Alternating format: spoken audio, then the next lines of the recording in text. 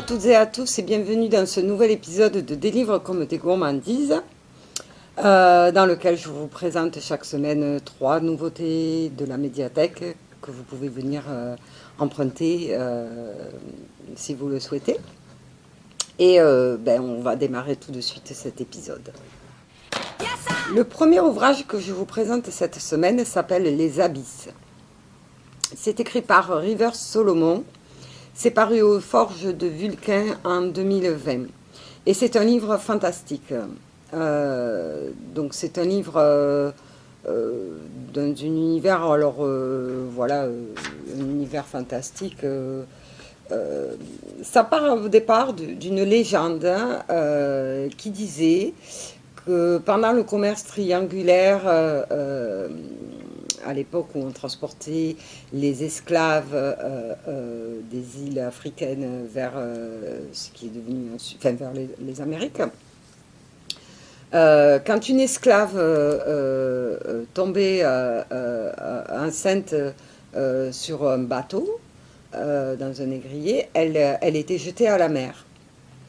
Et la légende veut que toutes ces femmes, en fait, ne mourraient pas. Celles qui survivaient se sont adaptées à la mer, à l'environnement de la mer, et ont fondé une humanité parallèle au fond des océans. Ce sont des sirènes.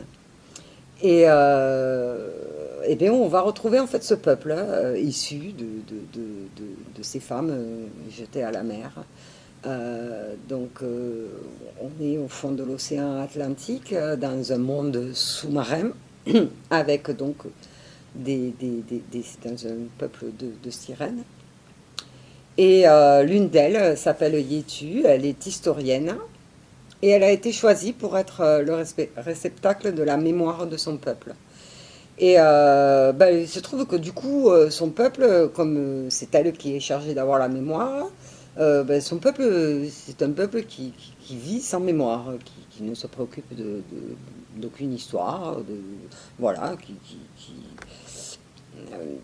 afin de ne pas être tourmenté par l'histoire, ils ont choisi de vivre sans.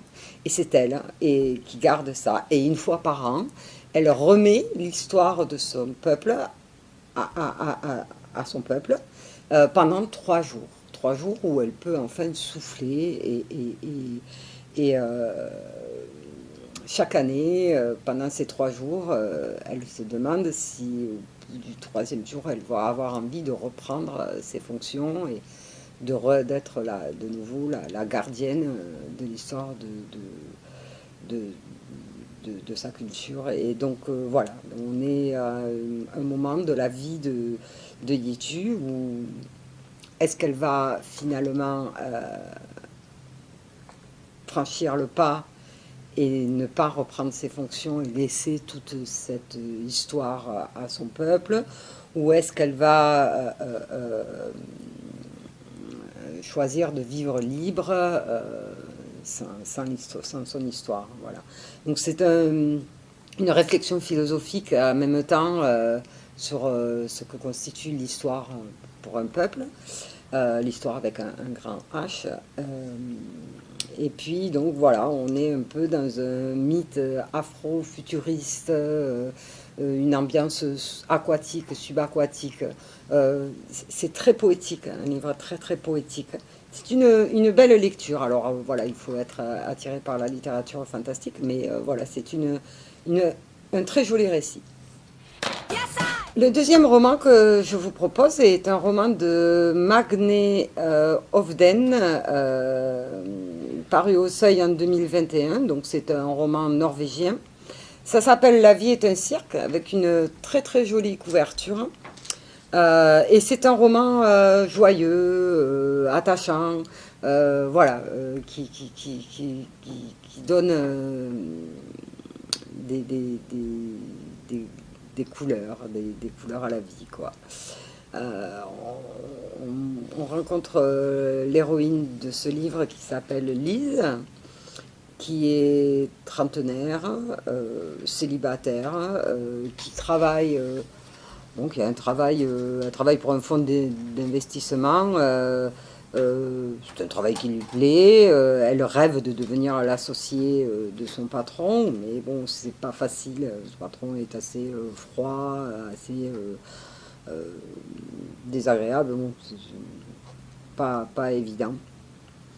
Et puis un jour, alors qu'elle est au travail, elle est demandée à l'accueil par quelqu'un, et quand elle va voir qui c'est un clown. Alors, elle est assez surprise. Et ce clown lui annonce qu'elle vient d'hériter d'un cirque, donc d'un oncle qu'elle ne connaissait pas, qui vient de mourir, et qui lui lègue un cirque à Oslo. Alors, Lise se dit, oh, moi le cirque, c'est pas trop ma vie, hein, donc ce que je vais pouvoir faire, c'est vendre ce cirque et récupérer l'argent pour le profiter moi-même. Sauf que, en fait, en plus, bon, elle se dit qu'avec cet argent, elle va pouvoir acheter les parts qu'elle veut pour dans la société dans laquelle elle travaille. Sauf que non, parce que en fait, il y a une condition à l'héritage.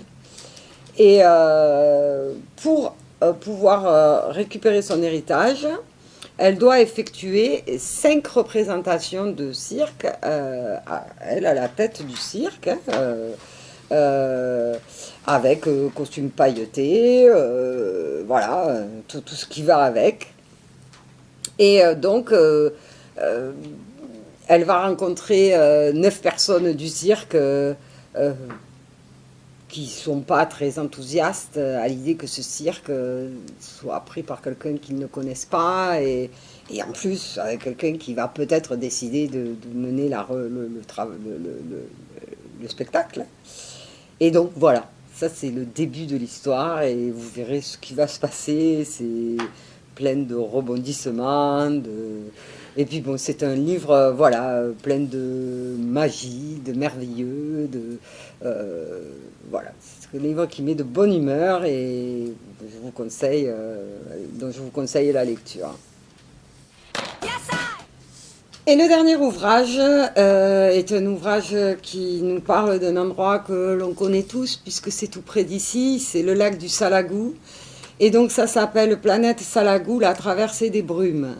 Alors c'est un livre fait par 2 auteurs. Le premier, Georges Souche, pour les magnifiques photographies.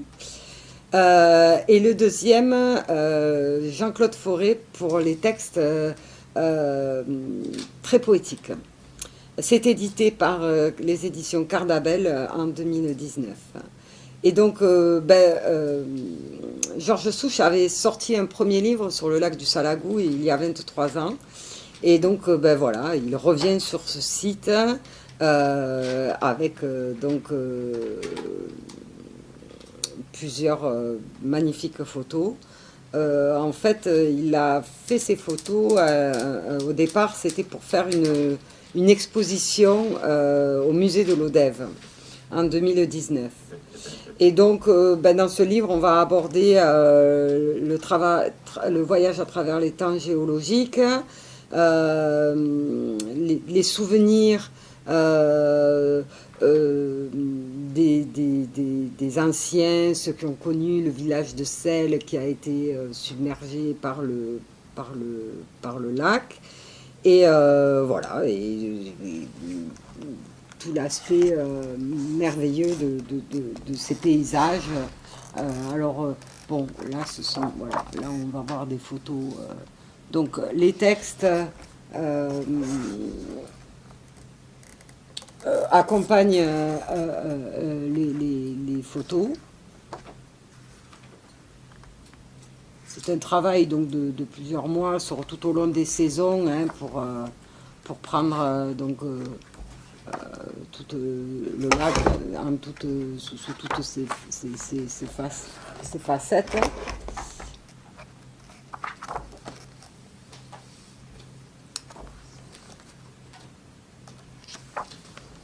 Voilà, c'est un très bel ouvrage à consulter. On n'est pas obligé de le lire en une fois, on peut le prendre, le feuilleter un petit peu, rêver. Et puis bon, ça vous donnera sans doute envie d'y retourner, vous balader, marcher tout autour du lac, etc. Voilà, ben après cette petite balade au lac du Salagou, il est temps de nous quitter. Donc je vous retrouve la semaine prochaine pour un nouvel épisode et 3 nouvelles nouveautés à découvrir. Donc bon, on se retrouve bientôt. À bientôt, au revoir.